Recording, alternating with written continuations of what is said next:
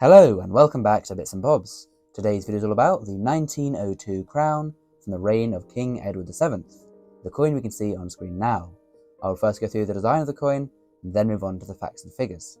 So here we have the reverse design depicting the iconic portrait of St. George slaying the dragon done by Benedetto Petrucci, whose initials there can be seen at the bottom of the coin just up and to the right. Now of course we can see the main design there is of course St. George on horseback ready to slay the dragon, with sword in hand, cape in the wind, and his helmet on, with the horse rearing up on its hind legs for the final, moment of the famous story. Around the rim we can see the small little teeth milling or sort of carving out of rectangles there, done very painstakingly, on purpose, of course, and very neatly, to show if the coin has been clipped or shaven. Very clearly you'll be able to see if the rectangle is incomplete, then someone has tried to shave off some silver from the coin. Looking to the obverse now we can see a portrait of King Edward VII. This is the only bust of King Edward VII used on coins and was done by George William de Soules. And we can see the initials there, DLS, for George William de Soules.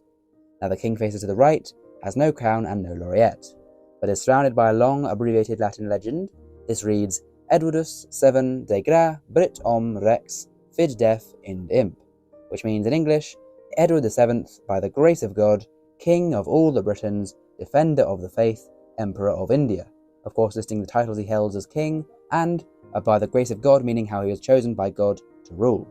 Now then, there's the design, and we'll move on to the facts and figures of the 1902 silver crown.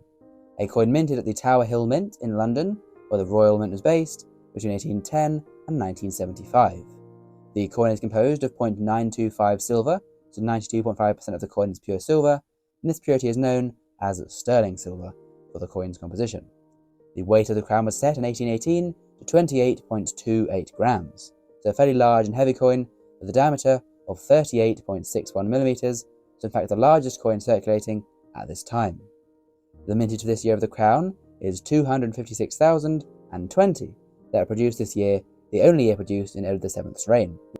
A crown coin is worth 60 pence, which was 5 shillings, or equivalent to 1/4 of a pound, so there would be 4 crowns within every pound sterling back in the day. And back in 1902, when the coin was produced, 1 crown was equal to £38.51, almost £40 of today's buying power, with just 1/4 of a pound back then. And the coin is still legal tender to be spent at 1/4 of a pound. However, I would not recommend spending it, as the value to collectors is much higher, as we can now see, selling for £50 in poor condition, £75 in fine condition, £165 in extremely fine grade, and up to £325 in uncirculated condition. So a very high price there for this coin in all grades, as it is a scarcer and more desirable crown from back in the day, the final year that the sterling crown was produced in fact. So there we go. Please subscribe to the channel if you've enjoyed. Thank you for watching, and we'll see you again soon for some more coins in the future on Bits and Bobs. Bye for now.